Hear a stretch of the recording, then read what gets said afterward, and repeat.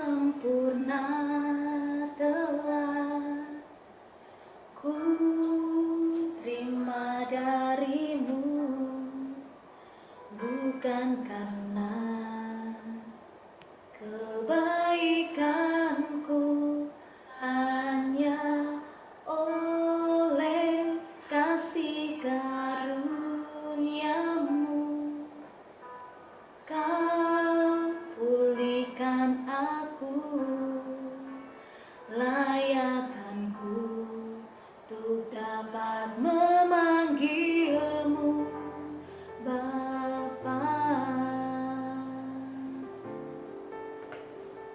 Shalom teman-teman, senang sekali saya bisa bertemu dengan teman-teman walaupun secara virtual. Saya berharap kita semua di dalam keadaan yang sehat, sejahtera, dan penuh dengan sukacita. Teman-teman, bulan Februari seringkali diidentikan dengan bulan penuh kasih sayang. Dan tanggal 14 kita merayakan yang namanya Valentine Day. Banyak sekali orang memberi serta menerima hadiah. Ada yang berupa coklat, bunga, dan mungkin masih banyak hadiah lainnya. Nah, hari ini saya juga ingin memberikan teman-teman hadiah, tapi bukan bunga ataupun coklat, tapi sebuah kisah cinta. Bukan tentang Romeo ataupun Juliet, tetapi kisah cinta seorang bapa kepada anaknya. Saya yakin teman-teman pasti sudah sering mendengar kisah ini.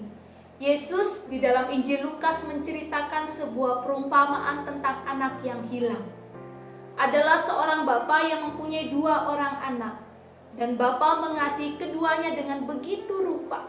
Suatu hari anak bungsu datang kepada bapa dan meminta bagian miliknya.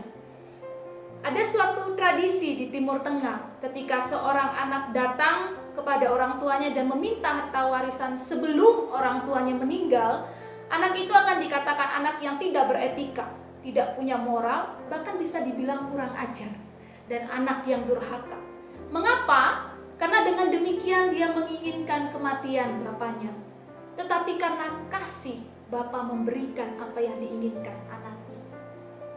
Tidak hanya itu, ketika anak itu menerima apa yang menjadi bagiannya, dia menjual seluruh harta warisannya dan pergi ke negeri yang jauh.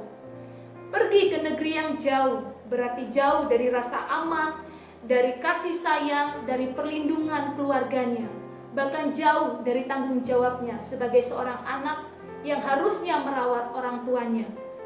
Seolah-olah anak ini ingin berkata, "Aku tidak membutuhkan engkau, Bapa. Aku bisa hidup dengan caraku sendiri." Mungkin kita akan bertanya, kalau Bapa begitu mengasihi anaknya, mengapa dia mengizinkan anaknya pergi? Seorang imam bernama Henry Nouwen di dalam bukunya yang berjudul Kembalinya Si Anak Hilang berkata, semuanya karena cinta. Karena cinta, Bapa mengizinkan anaknya pergi. Kendati hatinya terluka, kendati dia kecewa, kendati dia bersedih. Tetapi karena cinta, Bapa membiarkan anaknya pergi karena dia tahu hati anaknya tidak berada di rumah. Bapa menginginkan ketika anak itu tinggal di rumah, dia tinggal karena kerelaannya sendiri.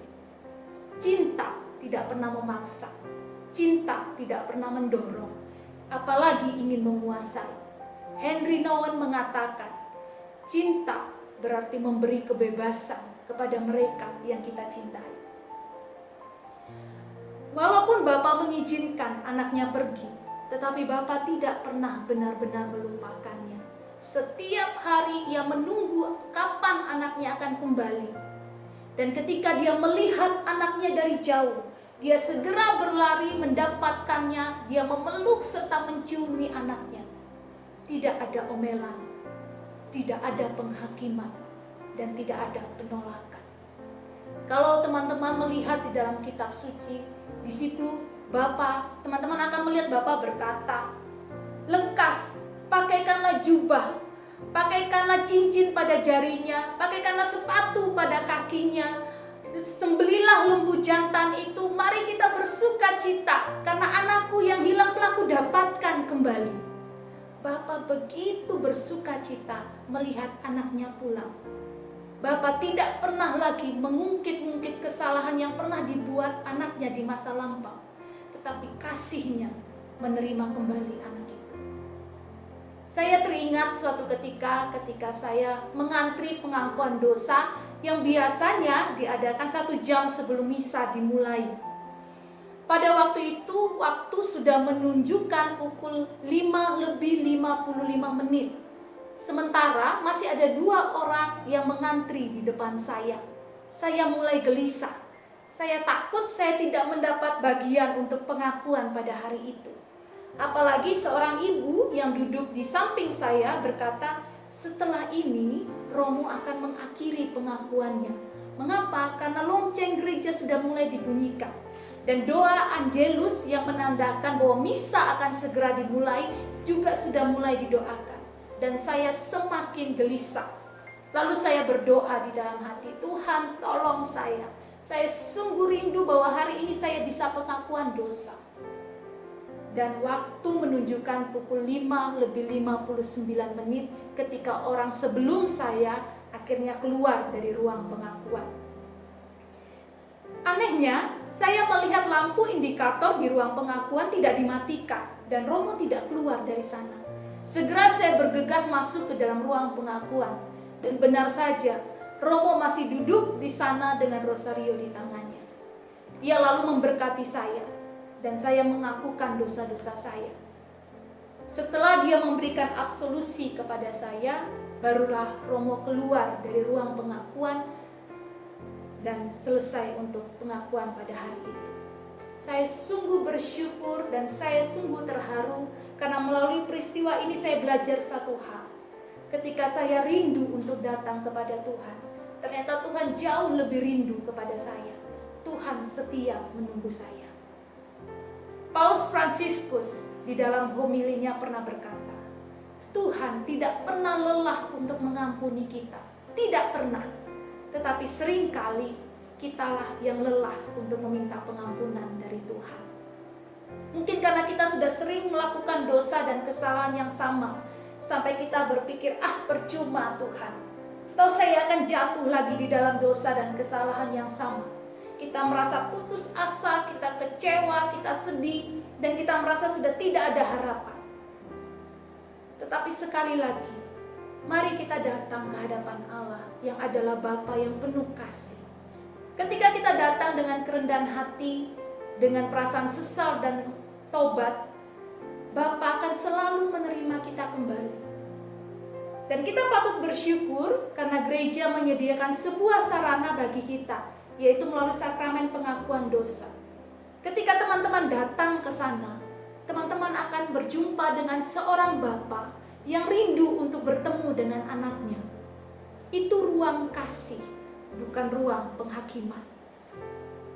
Mari teman-teman, mari buka hatimu untuk menerima kasih Allah. Jadikan momen Valentine ini untuk memberi serta menerima kasih dari Tuhan. Dan terakhir, menutup kisah ini, saya ingin memberikan sebuah makna yang baru bagi teman-teman tentang apa itu kasih. Dan saya berharap teman-teman akan mengingat ini selalu. Kasih, kamu itu berharga di mata Tuhan. Ampuni sebagaimana kamu diampuni. Setiap hari berubahlah menjadi pribadi yang lebih baik. Isilah hidupmu dengan perbuatan kasih. Dan yang terakhir, hiduplah sebagai anak-anak Allah dengan saling mengasihi. Itu saja teman-teman. Mari saat ini saya mengajak teman-teman untuk kita boleh berdoa bersama. Di dalam nama Bapa dan Putra dan Roh Kudus. Amin. Bapa yang penuh kasih, kami sungguh bersyukur karena memiliki Allah yang seperti Engkau. Berkatilah setiap kami, agar di dalam hidup kami boleh semakin menyerupai Engkau, untuk boleh mengasihi sesama kami, untuk boleh mengampuni yang bersalah kepada kami, sebagaimana Engkau mengampuni setiap kami. Semua doa ini kami sampaikan kepadamu dengan pengantaran Yesus Kristus, Tuhan dan Juru Selamat kami. Amin. Di dalam nama Bapa dan Putra dan Roh Kudus. Amin. Sampai jumpa teman-teman. Tuhan Yesus memberkati.